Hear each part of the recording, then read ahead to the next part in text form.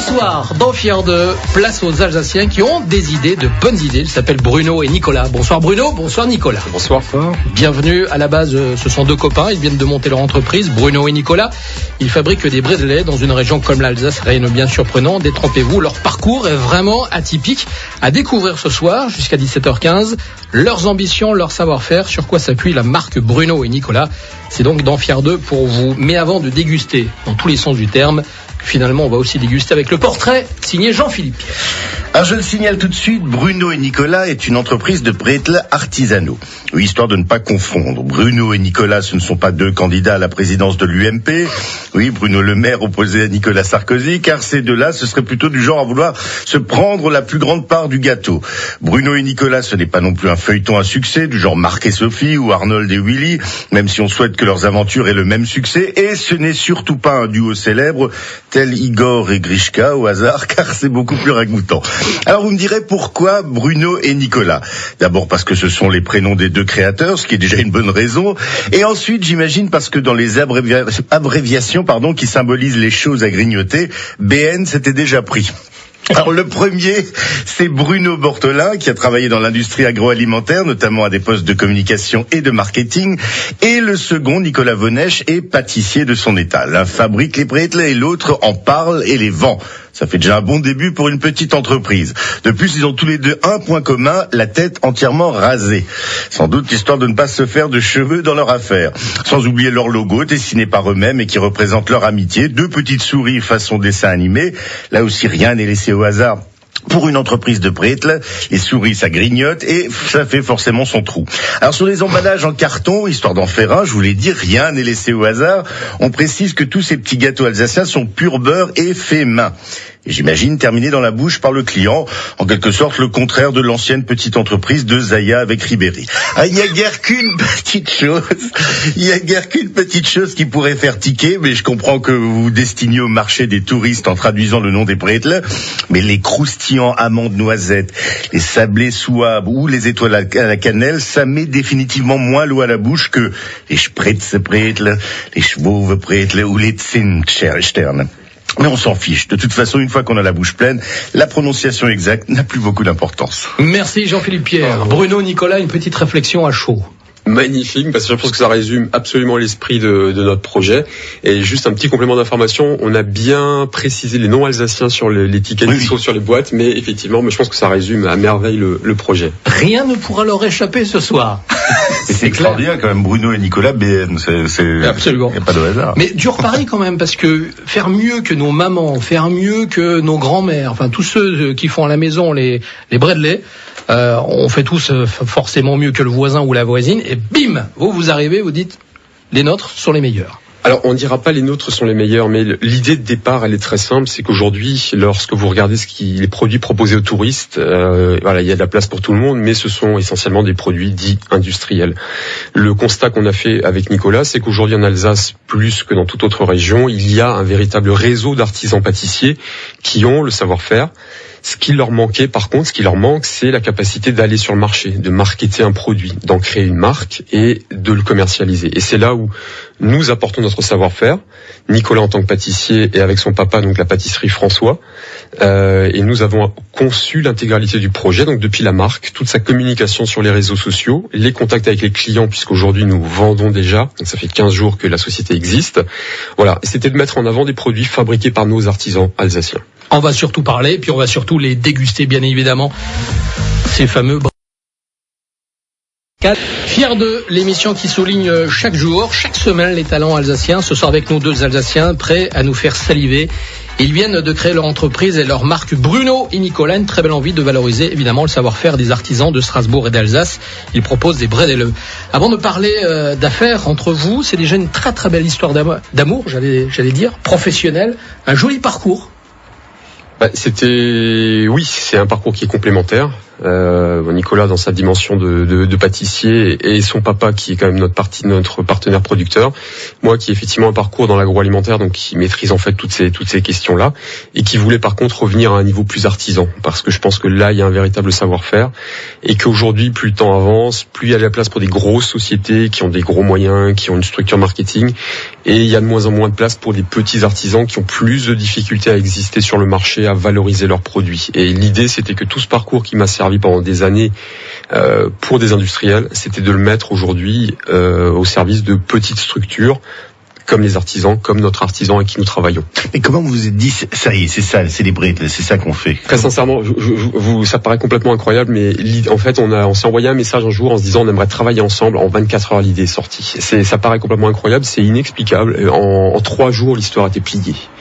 En 3 jours, l'histoire a été pliée. L'idée est venue, le nom de la marque, le principe, le schéma économique, tout s'est monté en 3-4 jours. Après, ça a été 6 mois pour formaliser les choses, finaliser, traduire en chiffres, monter toute la structure, échanger avec des clients pour vérifier s'il y avait un intérêt ou pas. Et on a eu effectivement ce feu vert de clients aujourd'hui sur Strasbourg qui nous disait si vous êtes capable de nous proposer de véritables produits artisans, on est preneur. Parce que ça manquait ? Parce que ça manque et parce qu'aujourd'hui, si vous faites un peu le tour du marché, vous avez les mêmes produits qui circulent d'une boutique à l'autre. Au final, ce sont toujours les mêmes produits que vous trouvez, qui, selon nous, ne sont pas les produits qui reflètent au mieux le savoir-faire artisan alsacien. En même temps, la plupart des grosses commandes, on les trouve au moment de Noël. Comment vous allez faire pour... Alors, notre cible principale est effectivement l'activité touristique. Il se vend des petits gâteaux, il se vend des pains d'épices tout au long de l'année. Tous les touristes qui sont là, il suffit de vérifier un peu, de passer dans les boutiques qui vendent des gâteaux, elles sont pleines toute l'année. Il y a effectivement un pic à Noël, mais tous les touristes qui viennent ici, on a ouvert par exemple un client hôtelier qui me dit voilà, moi toute l'année j'ai des gens qui cherchent des petits produits, donc ils proposent nos petits gâteaux à la sortie sur son son banc de réception, et il me dit voilà, il y a des gens qui achètent toute l'année, des gens qui viennent ponctuellement à Strasbourg 2-3 jours, une semaine dans l'année, ont envie de repartir avec le bon produit. Alors justement, concrètement, comment vous vendez? Vous avez une boutique en ligne, c'est ça, mais après vous diffusez aussi dans des boutiques? Voilà, alors l'idée de début était de travailler avec des revendeurs. Donc notre priorité aujourd'hui reste les épiceries fines en Alsace, enfin à Strasbourg dans un premier temps, les boutiques pour touristes. On a des boulangeries-pâtisseries aussi qui travaillent le produit. Ça, c'est la priorité. C'est là où on pense qu'on va faire grosso modo sur l'année, à mon avis, 80% de notre chiffre. Mais à côté de ça, on a ouvert la page Facebook, enfin la boutique en ligne pour les particuliers. On ne souhaitait pas le faire, mais comme on a commencé à communiquer sur Facebook, très rapidement, les gens commençaient à nous dire est-ce qu'on peut acheter, où est-ce qu'on peut acheter, etc. Et on s'est dit là, on n'a pas le choix. On va pas leur dire ça fait 6 mois qu'on vous parle de nos bredel. Au final, on peut pas vous les vendre.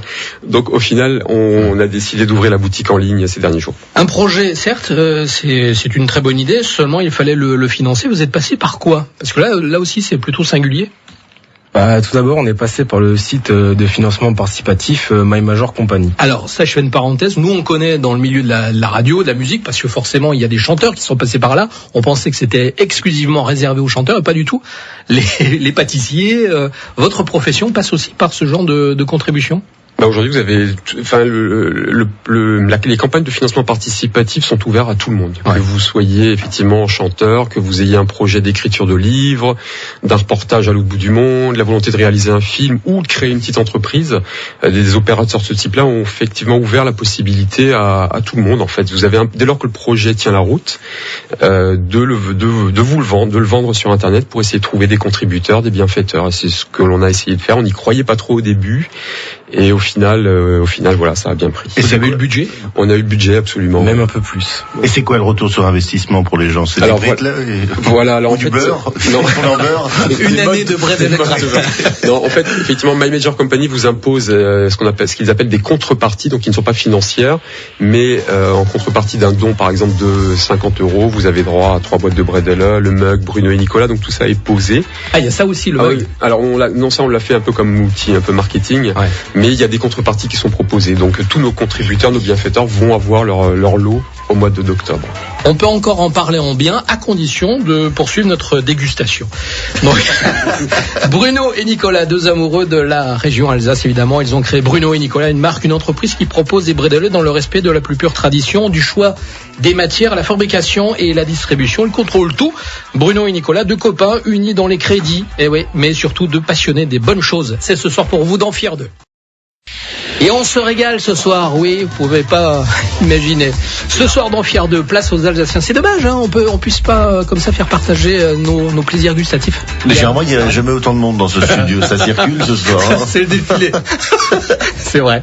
Ils s'appellent Bruno et Nicolas, à la base ce sont deux copains. Ils viennent de monter leur entreprise Bruno et Nicolas. Ils fabriquent des brédelets. On va tout savoir sur ces fameux petits gâteaux, pas vendus exclusivement au moment de Noël. Bruno et Nicolas, des produits fabriqués uniquement par de véritables artisans, pâtissiers, chocolatiers, partenaires. Bruno et Nicolas, j'imagine que quand vous avez votre pâtissier en face, vous lui dites voilà, il y a une vraie charte, il y a un protocole à respecter. Alors c'était l'une des priorités de ce genre de projet, c'est que contrairement à l'activité d'un artisan qui, au moment de Noël, va produire ses bredels, les mettre dans un petit sachet, les commercialiser, si l'on souhaite passer à ce cap, qui est de passer à une commercialisation un peu plus importante, il y a effectivement des schémas à respecter, déjà dans la sélection des ingrédients, dans l'écriture de la recette, le respect des proportions des différents ingrédients, et toute une série d'informations purement légales, constitution de la liste des ingrédients, il y a un certain nombre de mentions obligatoires à faire figurer sur le packaging, comme le point vert par exemple que vous voyez habituellement sur les emballages. Donc il y a toute une série de petites procédures à respecter qui sont importantes et qui sont pour l'artisan un peu un bouleversement dans ses méthodes de travail. Chaque production, effectivement, vous avez ce qu'on appelle un document de traçabilité. Donc avant d'enclencher une production, l'artisan va noter tous les ingrédients qu'il utilise, l'identification de chacun de ces ingrédients, la DLUO de chacun de ces ingrédients. Tout ça est consigné sur un document qui nous est remis en fin de production et que nous archivons en cas de contrôle. Et après, vous les goûtez. Et après, on les valide. Donc là, effectivement, tout récemment, il y a une production qui a été refaite parce qu'elle n'était pas tout à fait conforme. Mais voilà, donc il y a ce principe qu'on écrit des fiches techniques, on assure la production dans un cadre très précis.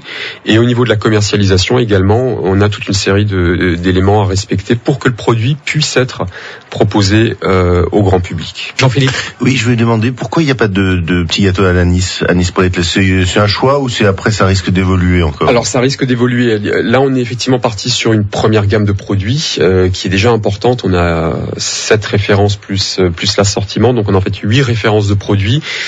Comme on travaille avec un artisan, on a effectivement la contrainte de la production. Ça, c'est le nœud critique du dossier, c'est qu'on n'a pas une capacité de production phénoménale. Donc, c'est des petits lots de production. Donc, on a commencé par cette gamme de 8 parce qu'il fallait pour nos clients revendeurs avoir un effet de gamme. Ça, c'était important. On pouvait pas simplement venir avec une référence. À terme, on va voir comment les différentes recettes évoluent. Et on calera la gamme au fur et à mesure. Là, on est déjà sur un projet de pain d'épices, un cœur en forme de pain d'épices qui va reprendre la thématique du millénaire des fondations de la cathédrale de Strasbourg. Mais là, un vrai pain d'épices, 26% de miel, poudre de noisette, poudre d'amande. Donc là, le projet est d'ici 1 mois et demi, on lancera aussi notre cœur en pain d'épices. Alors justement, vous avez des idées pour faire évoluer le fameux petit gâteau de Noël? Ça va pas être simple, hein, parce que... Alors justement, c'est tout le débat, puisqu'après, tout est ouvert. On voulait un tronc commun de recettes traditionnelles. On en discute encore récemment avec Nicolas, et Nicolas aura des idées aussi. On y rajoutera des produits un peu plus modernes, mais on gardera toujours le socle des produits qui font l'image de l'Alsace. Est-ce que c'était facile de vous installer, parce que vous êtes jeune? Forcément, vous arrivez dans un milieu qui est déjà, pour certains, installé depuis des années. Ça se transmet de famille en famille. Pour certains pâtissiers, par exemple. Comment vous l'avez vécu? Est-ce qu'on vous a mis des bâtons dans les roues? Non, j'ai pas l'impression, parce qu'on n'est pas du tout dans la démarche que les pâtissiers ont actuellement. On est vraiment plein d'énergie. On représente vraiment l'amour de notre lien et l'envie de faire partager les bonnes choses. Je pense qu'on n'empiète pas sur leur marché à eux. On reste vraiment petit à vouloir promouvoir vraiment le bon goût, la belle matière première. On cherche pas du tout le volume. Et l'autre point qui est important également, c'est que c'est vrai qu'on met en avant notre marque Bruno et Nicolas, mais on associe nos partenaires. C'est-à-dire qu'on communique pour notre pâtissier. On dit ouvertement, nos produits sont fabriqués par la pâtisserie François à Strasbourg. Et notre idée, elle est aussi d'entraîner avec nous les artisans. On pourrait très égoïstement ne pas parler de nos artisans. Mais nous, dans notre démarche, l'idée est de dire, on les emporte avec nous et on parle d'eux. leur nom est mis en avant, pas sur la boîte, mais tous nos supports de communication, on en parle, nos images, nos photos sont faites là-bas et on le dit, on les associe clairement. L'idée, c'est de les porter avec nous parce que ça peut avoir des retombées. Tous ceux qui vous ont fourni aussi la matière première, c'est important aussi. Voilà, donc on a là aujourd'hui le moulin de Hurtigheim qui nous suit, qui nous a autorisé à utiliser le logo. Ça, c'était important.